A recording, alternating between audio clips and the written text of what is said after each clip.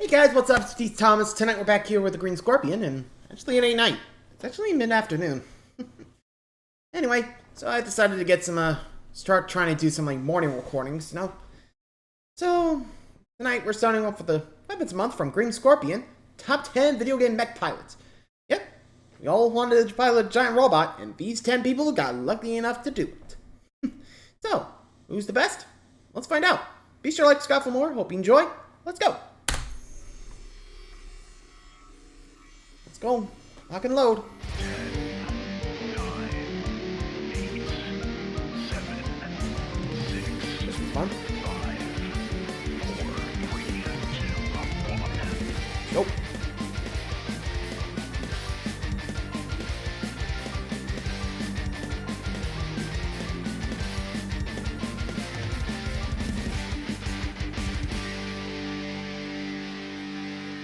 Ready to engage. Here we go.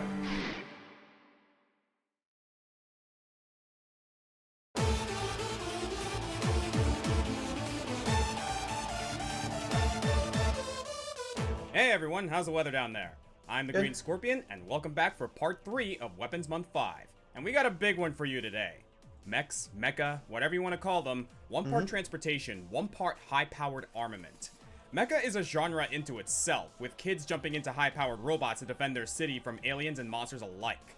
There are a lot of variants in what a mech can be, and I know more so than any other weapons list I've done that my entries here won't satisfy everyone. There's a lot of distinctions and caveats I have to make, so let's just go down the list here. First of all, Hello? what makes something a mech, rather than a spaceship or a tank? They can have the same wheels, treads, cannons, wings, or thrusters as other battle vehicles. I think But it has to be the like defining bipedal. feature of the mech is limbs. They can be humanoid, animal-like, or a metal ball on stilts, but regardless, most mechas have some sort of arms or legs in addition to other weapons and features. They also come in a variety of weight classes, from small personal walkers going toe-to-toe on the streets, to moving space stations that can only do battle in the upper stratosphere. Sure, size matters on a spectacle level, but I don't think that the skyscraper juggernaut It's should not have an the- assumed advantage Well, over the not little the size guys. of the dog. The Different fight, situations the call for size of the different fight of tiers the of dog, mech. you know? You can't just level a city block every time you have a problem.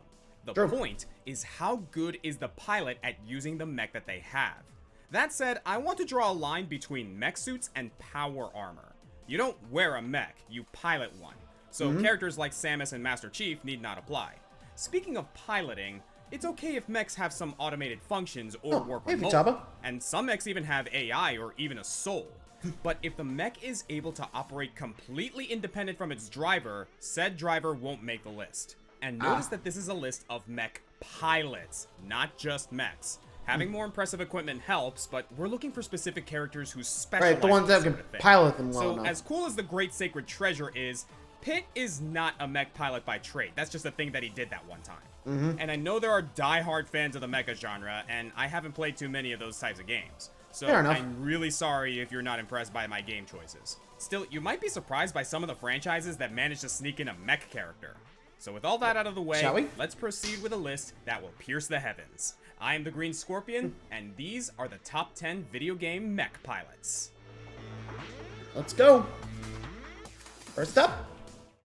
Controlling a machine to blow up the bad guys. Sounds like you're playing a video game, right? Yep. Well, at least that's the logic Oh, hey, of Diva. Overwatch and their premier mech specialist, Hana Song, better known as Diva. Diva was a pro gamer at the top of her league in Mech Guardian 5, but when evil Omnics threatened to destroy her home, Diva hung up her controller and picked up, well, another controller. But this time, Basically, joining from game the to Mobile mech. Exo Force of the Korean Army, or Mecha. Turns out her mad FPS skills carried over beautifully, and by the time she was 19, she became an integral part of the crew, not just as a no-scoping pilot, but also as a mechanic and weapons developer. Diva's mech, Toki, Yeah, she's is an pretty smart. 8-foot-tall micro-mech heavily modified to fit Diva's kawaii style. It has the flight power for prolonged dogfights, but in-game, you'll be stretching Toki's robot legs as infantry. And I actually like the interface here. For a nice compact design, Diva lies down in a chassis and has a holographic heads-up display. And apparently it's also a gaming console, like a Tesla that can kick your ass. Toki's arms can fire shotgun-like fusion cannons with no Describe perceivable it well. limit on ammo, and with a defense matrix, they can be set to automatically shoot down all incoming rockets. Great for covering your non-mechanized teammates. Diva's got her own miniature missiles to respond with, and boosters that can give her movement a great sense of momentum. Diva is classified as a tank, but leans towards offense, playing best as a gank master if you can master her maneuverability. And if you need some more firepower, the biggest gun you've got is the mech itself. Diva's ultimate allows her to eject, prompting Toki to self-destruct in spectacular fashion. And don't worry, there's plenty more where that came from. Yeah. Diva's got her best friend Dahyun ready to send her a backup at a moment's notice, and while she waits for delivery, she can make do with just her light gun. She's actually a pretty fast runner considering her Dorito Mountain Dew diet. Actually, a lot of Diva's gamer stereotypes are just a front, projected by her country's media to instill a sense of confidence. In reality, Hana takes her job very seriously, and spends every waking minute ensuring that both her and her bots are in top fighting shape. I know a lot of gamers would like to think that they would do well in this sort of thing, but Diva puts her money where her mech is. Amen. Oh, I think I know who's coming up next. Clockwork? One character that keeps missing my countdowns is Clockwork from Sly Cooper. I wanted him for top 10 robots, but he used to be organic. So I reconsidered him for cyborgs, but there's nothing organic about him left. Neela controls him in Sly 2, so would that make her a mech pilot? I guess, she get taken over? All in all, she doesn't spend too much time in the driver's seat. Or in the hate chip in this case. It's a real shame. Clockwork is pretty intimidating. I mean, just look at what it did to Bentley. Poor guy's in a wheelchair now. At least it's a cool mechanized wheelchair, equipped with tools and weapons to help Bentley battle his way through. Wait, you found it! Is Bentley a mech pilot? Whoa, wait, let's go over this. It's got extending axles that effectively let it kick. It has Go-Go Gadget arms with hands dexterous enough to pick pockets. It interfaces with the Binocucom and any other computer Bentley wants to hack into, and comes with a Swiss Army knife of other gadgets. Yeah, this chair is a mech. Kinda would. Just a tiny one, built for burglaries and stealth ops. Leave it to the Einstein and the Cooper gang to put this one together. The same guy who once hacked a windmill to act as a giant shuriken. Oh my god, Bentley, that's not how windmills work. But his engineering and computer skills all went towards perfecting his greatest invention, himself. Bentley's development is one of the most he could have just stayed in the lab after his accident, in Sly 1, he's content to stay in the hideout and advise his foster brothers from afar, only getting directly involved for this abstract hacking minigame towards the end. He's so nervous for his first field op in Sly 2, and I can kind of see why. His sleep darts are great and all, but he doesn't have the immediate usefulness of Sly or Murray. He proves himself by rescuing the others from the Contessa's prison, but hits an all-time low in the literally crushing cliffhanger at the end of the game. So seeing him back and better than ever in Sly 3 is just triumphant. Murray has to be convinced to return to the team, being so stricken with guilt over Bentley's injury. But the guy who was actually paralyzed? No convincing necessary. He operates on pure brain power now. All of his old gadgets, the drones, the sleep darts, everything, now integrated directly into his portable throne. Am I wrong in saying that this is the single most badass paraplegic character in gaming? And if you don't like calling his wheelchair a mech, well then let's look at Thieves in Time. Even if the twist is dumb, spoilers ahead. Bentley's girlfriend Penelope, possibly tied with Bentley as the world's greatest technician, is using her scientific superiority to terrorize medieval England. Her Black Knight armor I never really understood why they turned her evil. Until Bentley dismantles her fake animatronic swamp monster and repurposes it as his own alien parody, engaging Penelope in live-action Rock'em Sock'em robots for an extremely messy breakup. And oh my god, the shade Bentley's throwing during this fight! You call that vector analysis? Despite his fractured vertebrae, Bentley is not only the brains, but the backbone of the group. Pretty much. Here's Harry twice being safe. And also, sorry, I had to pause here, but I never really understood, like, why did they suddenly turn Penelope evil? Like, for 3, yeah, those two had a really good relationship, but here, she just suddenly goes evil. Like, I never really understood that, you know? Like, why the sudden turn? I don't know who came up with the idea to, like, hey, she was a good enemy in the 3rd game, why not? Like, seriously? Yeesh, Bentley can't catch a break. I mean, getting his legs crushed in 2, and now his girlfriend's gone evil in 4. Yeesh, the even entry's just not going well for Bentley. Or him. You know? Anyway, sorry, I had to point it out. Moving along. Number 8. Planet Robobot is easily one of the best of the modern Kirby. Oh yeah, I remember this and one. not just because of the mech suits, but... So... Oh, okay. Yeah, come on, it's the mech suits. It's an excellent central gimmick for a Kirby game. The Robobot armor actually builds on Kirby's regular gameplay in satisfying ways. Yeah, not only Like I can you mentioned use with both, Pit, like, Kirby you know, spends far your too much own time copy abilities, but the outside Mech the has Mech copy on this abilities list, too. As great Pretty a Mech incredible. as it is. If only Robobot introduced another character to represent this style of gameplay for the rest of the series. Susie? There we go. Hey, Susie. When we first meet Susanna Patria Haltman, yes, Or Susie, Susie. that's actually her full name.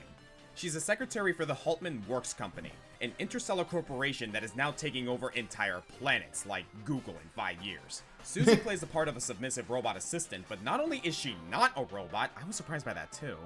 She's actually the daughter of the CEO, President Haltman. Long backstory short, she was warped through space and time by an ancient wish-granting relic, and her father no longer recognizes her. Whoops. Kirby lore is nuts. Susie only You has gotta one feel bad boss for fight these in the main characters story sometimes. Pretty early on, too. You know? Utilizing a giant machine called the business suit. Oh man, I love that. The business suit is basically a giant drill bit, but with a number of projectiles and explosive drones on board. It goes down pretty easily, same for the 2.0 form in the extra modes, but then again, this is against Kirby, one of the most OP characters ever to grace portable screens, so cut her some slack. Other than that, she prefers to delegate boss fights to Cuborgified Meta Knight and cloned Dedede. Not the most impressive showing, until you get to Kirby's star there we outfits. Here, Susie is one of the many dream friends that Kirby can recruit, and depending on what translation of the game you're playing, she's either rebranding Haltman Works Company as a space charity, or continuing her late father's goal of metal coating the universe. Yeah, maybe watch out for that English dub, Susie. But either way, she's back in the business suit. The dub, and always better making than bad ever. evil. I don't Not know why. unlike Diva, Susie has a pedestrian form that utilizes a little ray gun, but she can also materialize the suit at any time and spin to win. Star Allies is already considered easy by Kirby game standards, but when Susie pulls out the business suit, she's basically just like, I am the blender, you are my breakfast, now chop chop, let's go, I have a meeting in 5 minutes. That's 5 green scorpion points for anyone who gets that reference. She also solves pretty much any collectible puzzle you encounter, and for added lulz, her allies can empower her with any one of the elements. Star Allies fire, really doesn't care electric, about water, difficulty wind. elements, does it? Here's your There you team go. comp. 1 Susie, and 3 friends who do nothing but hand her elements from time to time. She got her ride back from the shop, and now it's even more broken than ever. Pretty much. Kinda like the whole, like, charity angle. We'll get to some bigger mechs soon, but first, this Hello? one is just too good. Oh. So, there's a powerful Korean family named Kun, but the patriarch dies, leaving his daughter Hye-hyun as the sole heir. The problem is, the family is Sakura very Wars? traditional. Other Oh, boy. branches of the family start moving in to seize the throne, saying that a woman can't hold the seat of power. This might be where boy. you expect the 12th Night / Mulan Oh, wait, / Guilty Naruto Gear. style disguise, right? Maybe Hye-hyun could cut her hair, speak in a lower voice. Nope. This is Korea, the mech capital of the world, apparently. So she elects to live inside an 8-foot-tall old man robot, and this mech knows martial arts. God, I love fighting games. Though lacking in practicality, this is exactly the kind of madness I boot up Guilty Gear to see. You've got this wizened old coot named Jonryoku with his distinguished voice, and Hye-hyun's just... well, I'm not even sure how she's situated in there. How tall is she? Is she kneeling, or are her legs inside of Jonryoku's legs like a Springtrap suit? I can't tell you how long I've spent looking at this character art and laughing. Oh my god, the big I think it's like a stupid pocket levers. spray. But don't be fooled by the silliness. He's got virtually wonder no if it's delay like a on his moves. TARDIS in there, This big on the lifelong inside. model decoy Gokin can hold its own against any of the fighters on the roster. I mean, sure, compared to other characters, Hye-hyun's speed is on the slow side, the mighty Glacier-type character, but not by much. And get this, the bot can use Ki. Part of the reason the Kum family is so powerful is that they hold the ancient secrets of tuning, allowing Kum to perceive the ever-present energies of the universe all around her and play them like a harp.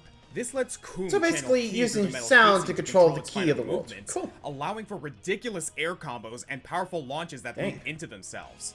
And perhaps it's because Jonryoku can't feel pain that you're able to mash out of many combos, and there's the enlightened 3000 palm strike reversal super if you're stalling out. One of her most unique attributes are these tuning balls Hye-hyun can Hadoken out, as they can bounce off the walls and be manually controlled while also controlling your character. Doing both at once considering requires it's like able to ridiculous go coordination, backwards, it's kind of but Hye-hyun surprising. learned to do it, and so can you. Maybe those are arcade sticks she's using in there. Rocking it old school. Respect. With her instant kill, she can even halt her opponent's energy, setting up her excavator-bearded Grandpa Tron to give them the finger. So, she's a mech pilot, and a key-based martial artist, and kind of a musician fighter. This is way too crazy not to rank.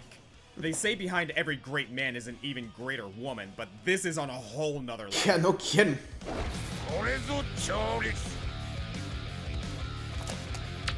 Oh. Uh-oh.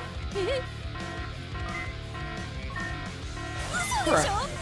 Hey yo, win straight. Whoops.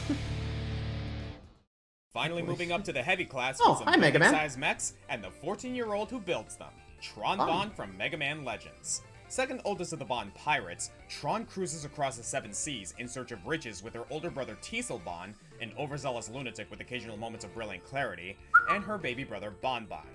He might actually be a baby, Bon Bon? but you never see him outside of his suit, so I'm hoping he's actually just a robot and I don't have to call child services. Not Yeah, that probably we for the can best. reach to their crimes. The Bonds serve as the main villains for most of the first Legends game, racing Mega Man to the various ruins around Cattletox Island in their mad dash for an ancient treasure. But they're the fun kind of villains, with some real strong Team Rocket vibes. Mega Man They're Team mostly Rocket, yeah. harmless, often needing to be saved from their own schemes. They're surprisingly quick when it comes to devising new contraptions, and it's perfectly okay to blow them up because they'll always come back. And when the real evil threat shows up, they're willing to help you out. All three Bonds are fun, but Tron was the real breakout character here. Partially due to her True, cute Tsunade Marvel vs. crush on Mega Capcom. Man. She also hits the perfect balance between bumbling idiot and devious supervillain. After the first game, Capcom went all in on the Tron train and gave her a game of her own, The Misadventures of Tron Bond, which really defined her unique style amongst the group. Mainly, Tron fights by commanding her Lego minions, the Servbots, and riding her vehicle of choice, the Gustav. A multifaceted bipedal panzer, this baby comes equipped with a minigun, bazooka, and grabby hands that can lift heavy loads. She'll use it to assist her Servbots in bank heists, navigate labyrinthian tunnels, move enormous crates in puzzle mode, and she brought it back with the tank and hover variations in Mega Man Legends 2. And There we go. more famously, she There you rides go. a Hi, green Tron. variant in Marvel vs. Capcom 2 and 3, with the head removed so Tron can get some much warranted screen time. While Tron is pretty low on the tier list as an overall character, she's fairly popular as a support. Her sonic cannon is bar none one of the best assists in the game, and if forced into the fray, she can command her Servbot minions to run interference while she aims for a devastating command grab. And in Ultimate Marvel 3, I love her unorthodox rotational fighting style, and her level 3 hyper hits that same sweet spot of impressive, but also kind of a disaster. But haven't we seen enough of these indoor mechs? I did promise we'd get to the big guns soon, and Tron has us covered. Combing over the Legends series, Tron has a nice selection of metal monsters, many of which she threw together in a matter of days, and all with awesome Germanic names. There's Ferdinand, a fire-breathing Octoboss, Focke-Wulf, an avian aircraft, Balkan Garot, built out of boats and driven Voltron style What if there's siblings Bismarck here? together, and my favorite, Theodore Bruno, which translates to Armor of the Gods. It's not enough to build them and drive them, Tron also knows how to name them. For any problem big or small, Tron is an expert in the driver's seat, which is good because everywhere else she's a total mess.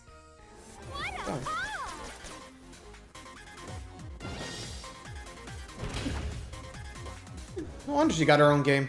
Number In a 5? similar vein to Tron and her all-size-fits-one approach to mechs, What if Bowser she's got Jr. like a... Sorry, I was just gonna say. I think we'll get a Legends like remake. Interesting. Jesus. no, Fair enough. really, I'm dead serious. You may think I'm putting too many joke characters on this list, but Bowser Jr. absolutely deserves his place in the mech table. And I'm gonna prove it to you, starting by addressing a critical misconception. So, first of all, this That's Baby is not Bowser. Bowser Jr. This is Baby Bowser, as in Bowser as an actual infant. He mainly only appears in Yoshi's Island, Yoshi's Story, And Partners Part in in Time, Time. and other games that take place in the past. Though Yeah, I not don't know Junior. why Baby Mario and Baby Luigi get to ride go-karts with their adult counterparts in the present, but hey, life's not fair. I mean, Bowser Also, Jr.'s already there. I guess they this didn't is want to not confirm Bowser you. Jr. either. Oh, This yeah, is that's Koopa Kid. a young Bowser acolyte that helps the big guy terrorize the first 8 or so Mario parties. Bowser Jr. is Bowser's wonder what happened to the biological Koopa son, Kids. and made his first appearance in Super Mario Sunshine. There we and go. while Baby Bowser has been known to spit flame, Jr. has dealt almost exclusively in technology. In Sunshine, he uses a stolen EGAT invention to impersonate Mario and run amok, but as soon as he's unmasked, he resorts to Mecha Bowser, a haywire theme park attraction with flaming breath and homing bullet bills. Even in the game's final boss, he assists Bowser with a bill-launching battleship. Though Junior's next appearance in New Super Mario Bros. Sports an uninspired moveset, he gets his groove back in the Wii-Cool, where he utilizes a smaller version of the Koopa Clown Car, first ridden by his old man in Super Mario World. Since then, Bowser Jr. keeps his copter everywhere he goes. Tennis matches, 3D adventures, and of course, Super Smash Bros. I wouldn't be surprised if he's forgotten how to walk. He's in this thing so much. And who could blame him? It's tricked out to hell and back. Boxing gloves, drills, cannonballs, deployable Mecha Koopas, giant forks, giant tongue. He can even convert it into a Mario Kart. And it makes funny faces. What's not to love? Lest you think Junior's a one-trick turtle, he's commandeered plenty more mechs. There's his dice-rolling pod in Mario Party 9, very festive, and he's supporting his dear-old dad in the Galaxy Duology, usually aboard an airship or some other war machine. In particular, there's a Mega Hammer, a missile-launching space bruiser with questionable-looking weak points, and the Boomsday Machine. I admit this one's more of a tank, but it's one of the best fights in the game, and I really wanted to say Boomsday Machine. Bowser's baby boy doesn't breathe much fire, but he does breathe new life into the Koopa army. Pretty much. I wonder if he's a trusted lieutenant. Well, I gotta say, should have expected to see Bowser Jr. there. I mean, come on. One of the more famous Bowser minions. Or in this case, his own son. Not surprised. Well, we're down to the final four, so let's see who's top of the list. Shall we? World-renowned villain and genius with an IQ of Hi, 300 and a hard-boiled physique, nemesis of Sonic the Hedgehog, and perhaps the greatest evil genius of all time, Dr. Yeah, the Egg Dragoon, Eggbots, aka Dr. Eggman. Eggman's played the mad scientist game for a long time, chasing after his vain dream of conquering a planet so that he can either turn it into a theme park or have everyone worship him for his intellect. For how often we've fought and defeated him, it can be easy to forget that Eggman has approached and even achieved world domination several times.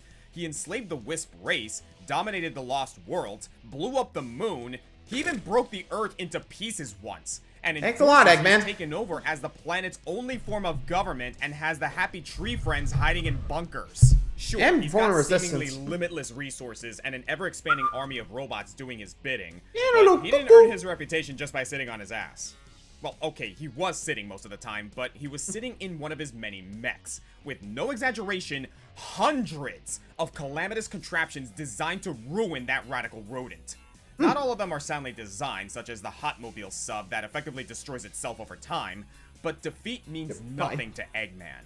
He'll try as many times as he needs to. He's got himself an ego and a will win. Eggmobile, a multi-purpose hovercraft that acts as an escape pod. If one Doombot's defeated, he simply ejects and floats away. He can be in his next craft in minutes. From goofy gimmicks to murderous masterpieces, Eggman's ongoing rivalry with the Blue Blur is a montage of throwing ideas at the wall and seeing what sticks. Or throwing weapons at a hedgehog and seeing what kills. Quantity over quality is just how this egg rolls. There are bosses by the dozen, so let's go over some of my favorites. There's a Death Egg Robot, which is basically a giant Eggman. The Egg Viper with his constant barrage of flames. The Egg Walker, he spends the whole game in this thing. The Egg Dealer, because I guess slot machine mechs are a thing now. The Egg Cerberus and Egg Wyvern, that year the Eggman was taking himself too seriously. The Egg Dragoon, which flies circles around Sonic and is just a damn cool design. The Gotcha Pandora, which dispenses scaled-down versions of past Eggman vehicles. The boringly named Eggman Mech from Rise of Lyric, awful game, pretty decent arsenal. And the Time Eater, a space-time temporal entity that Eggman converted to fight hedgehogs, which requires a co-pilot, so Eggman hired the best operator he knows, himself! You good? And sure, he loses a lot. But he also just battles a lot. The man seems to have unlimited resources at his disposal, so he has little to lose and everything to gain. You miss every shot you don't take. And you know what? He's taking it all. Something. He may not be the greatest villain in gaming, but he is definitely among the most tenacious. I just figured you'd Carrie. some more janky and over-the-top mech bosses. What do I look like, an imbecile? Of course I want more bosses! I love the way you make them! Yes! Hey, you know how to say it. Piece of cake. And number 3? Giant robots aren't just central to the world of Xenoblade Chronicles. They are the world. Long ago, two titans battled each other in an empty sea. It's the only one I could think of with mechs. Over You don't millennia, play 'em new in the other life games. formed upon them like planets. There's Bionis, full of organic creatures, and Mechonis, teeming with synthetic beings. In time, war broke out between the neighboring realms. The humans kept the malicious Mechon at bay for a time with a sword called the Monado. But with their second invasion emerged a new threat, the Faced Mechon. Any of the Faced Mechon would make a good entrant. They're basically unwilling reverse mech pilots, humans kidnapped and brainwashed, their organs integrated into the machines to exploit a safety feature in the Monado that won't let it harm humans. Every time a Faced Mechon shows up, it's an adrenaline shot to the game's pace. Metalface makes his kills deeply personal, Zord refuses to stay down, but all pale in comparison to their king, Egil, king of Mechonis, in his golden Goliath, Yaldaboth. Egil himself is a member of the Machina, the native people of Mechonis who haven't been converted into mindless ravagers. You could consider him a robot, but no one ever said robots can't pilot their own robots. He and the vehicle are two distinct entities, so we're still following the rules here. He is able to control Yaldaboth remotely like the other face pilots, and granted we don't see as much of Goldface as some of the others, but we can assume as the mightiest in terms of canon and stats that it can do anything the other Mechon can. We see Yaldaboth's power firsthand in Galahad Fortress, where Egil fights against another face, Nemesis. Even with Nemesis's giant knives and Maineth Ex Machina power blast, Yaldaboth easily survives her attack and sends her careening into the sea. Yaldaboth also comes equipped with the Apocrypha Generator, a device of Egil's design that radiates oppositely charged ether to render the Monado useless. The thing specifically designed to defeat Mechon. Your final clash with Egil takes place in the Mechonis core, where he'll swing at Shulk with his massive arms and blast the party with pure ether to immobilize them. And when Egil starts losing, he patches Yaldaboth into the core and assumes direct control of the planet-sized Mechonis' movements, threatening to obliterate Bionis and its millions of citizens with its monolithic sword. So yeah, Egil is now piloting the largest mech on this countdown, Mechonis itself. And more importantly, Egil is a robot who pilots a larger robot in order to pilot a still larger robot. Pretty much. How are we going to top that? Well, we'll find out in a Probably second, but quality. right now I'm still calculating the odds of two mech pilots with egg in their names falling right next to each other. And number 2?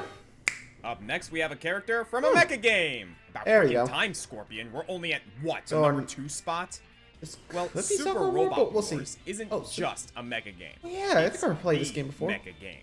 A series of tactical RPGs with over 50 entries dating back to the SNES, combining the characters and machines from all of the most famous mecha anime you've ever heard of, and some from quite a few you haven't, I'm sure.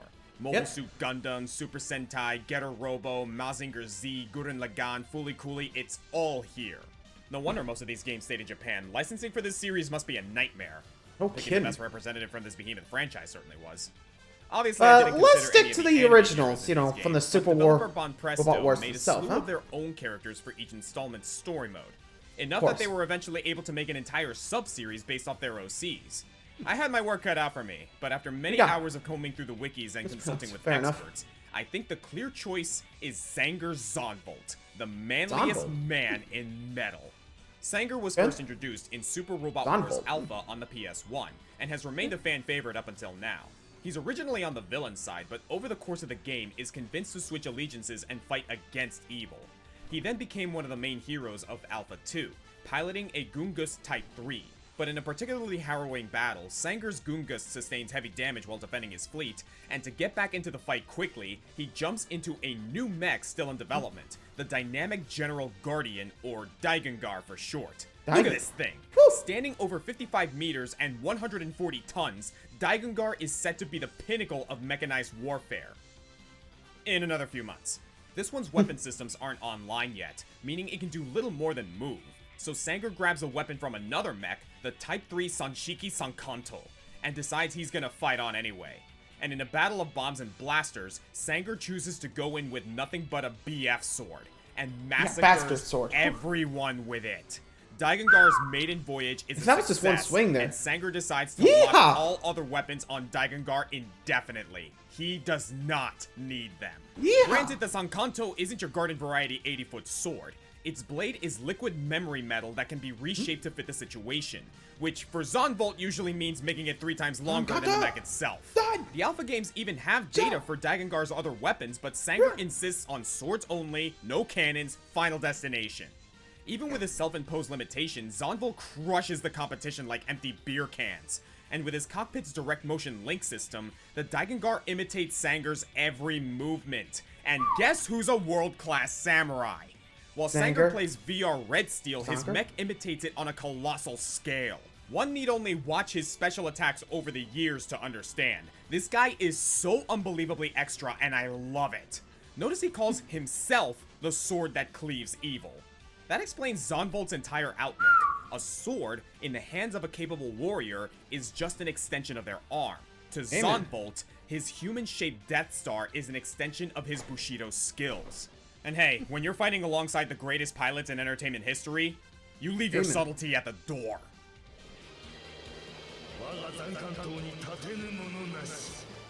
Nice, Sanger. I know this countdown won't satisfy all of the longtime mecha fans. As I said, I haven't played a ton of mecha games myself, or even watched that much mecha anime.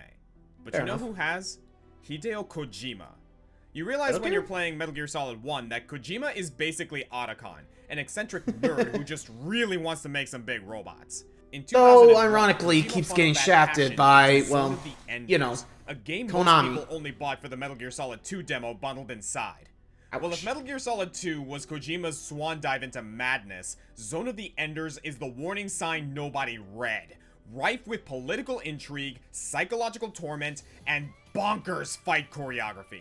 These mechs aren't your clunky Power Ranger suits. These are the Evangelion variety. 100-story ninjas with perfect flexibility, though still with that sense of incalculable mass. Zone of the Enders, Zoe for short, involves a war between futuristic Earth and its colonies on Mars fighting for independence, and at the center of it are the orbital frames, space-capable Centurions made from a rare resource called Metatron, which, besides being very durable, has strange metaphysical properties that can resonate with the minds and souls of pilots. Zoe 1 follows Leo Stenbeck, a psychologically unprepared teenager who stumbles into the most important ship of the series. That's pretty typical for the kind of anime that inspired this game. Yeah, Gundam hello. Jehudi is a technical marvel. Blade and gun mounted on one arm, plasma shield on the other, with a variety of sub-weapons or options at its disposal, and a surprising penchant for grapples. Mech grapples, oh my god. Leo does a pretty good job keeping Jehudi safe, given the circumstances, but at the end of the game, he's forced to hide Jehudi somewhere safe. It's found again in Zoe 2 by our actual #1 pilot, Dingo Egret. Man, what a name. So why Dingo for #1? Yeah, what's going on here? Well, first off, Dingo's clearly the better of the two Zoe protagonists. He was a soldier of Bahram in his misguided youth and has since been driving industrial mechs to mine ice. So he starts his game with way more experience than Leo. He even fought Leo once, Leo piloting a frame called the Vic Viper. And if you get that reference, you know Konami made that thing pretty strong. But Dingo held his own and earned Leo's blessing to keep Jehudi, which he kinda commandeered over the course of the game. Reason number 2, Dingo remains a strong pilot no matter what he's controlling. Sure, Jehudi may be the most specialist frame ever, but it's actually not in a finished state. Oftentimes, Dingo has to throw down with multiple frames at once, or frames that are just better than his, forcing him to find creative ways to get the upper hand. Take the recurring boss Nephthys, for example. Its energy shields block all of Jehudi's weaponry, so what does Dingo do? He picks up some steel beams and pins Nephthys down. Yeah, energy shields don't block a steel beam to the faceplate. And reason number 3, the connection between man and mech. Unlike most pilots, Dingo gets to know his frame's AI, Ada, on a personal level, which allows him to fight as one. Think Leto and Chamber from Gargantia. And that's even before things get really intimate. After his serious injury, Dingo has his life support systems connected directly into Jehudi, sort of like the face mechons. Though in Xenoblade Chronicles, this is mostly treated as an obstacle for a certain party member. In Zoe, this is a double-edged sword, making Dingo more in tune with his Jehudi dies, surroundings he's dead. at the expense of feeling Jehudi's pain when it's damaged. This gets especially daunting when Jehudi's upgraded with Zero Shift, a space-bending drive that enables teleportation. Yeah, inject that straight into Dingo's veins, why don't ya? Probably not great for his cholesterol, but Dingo No and kidding. Jehuty now respond pretty much 1-to-1 with each other and can DBZ instant transmission behind people, one-shot most other frames, and withstand all but the biggest attacks unscathed. Sure, having Hack's teleports gives Dingo quite the advantage, but it feels earned in this case, because Dingo had to grow alongside his machine. Most pilots wouldn't have the split-second reaction time to use this tech effectively, and again, Fair. Dingo is fine with less. If he has to fight Jehuty's twin-frame Anubis with only a blade, zero shift, and a missing arm, he'll He can do it. and then absorb Anubis's power because the laws of physics are secondary to the power of fighting spirit. Dingo even convinced the frame's AI not to self-destruct in the final base, overriding its previous orders not by getting a passcode or hacking into the mainframe, but by Through his really will. loving his computer. Dingo Egret hits all of the hallmarks of a mech pilot. He's got that Tony Stark clever problem solving. He's got the Evangelion mind synchronization with his machine. Nice. He gets that moment in every Gundam story where he's in a broken down piece of junk but fights on anyway. He even does the Gurren Lagann thing where he improves the power of his craft through sheer force of will. He's the best when he pilots the worst, and better when he pilots the It's the best. best. He made Jehuty the top mech in video games because he himself is the Is the top best. mech pilot in video games. I'm the Green Scorpion, and thank you for watching Thanks, this Dingo. intensely contentious but admittedly skyscraper spectacle countdown, the fallout of which will surely be explosive. Next week, we weather that storm as Weapons Month 5 continues. Better bring your umbrella. Yeah, Parasol's after this, so there you go. So Hootie's pilot Dingle takes the top spot, which, considering I really haven't played Zone of Enders, I really want to try now, but I don't know, just haven't really found the luck in finding it, you know? You guys ever played it? I mean, after this, I might as well. So be sure to like, subscribe for more. I hope you guys enjoyed it. Laters.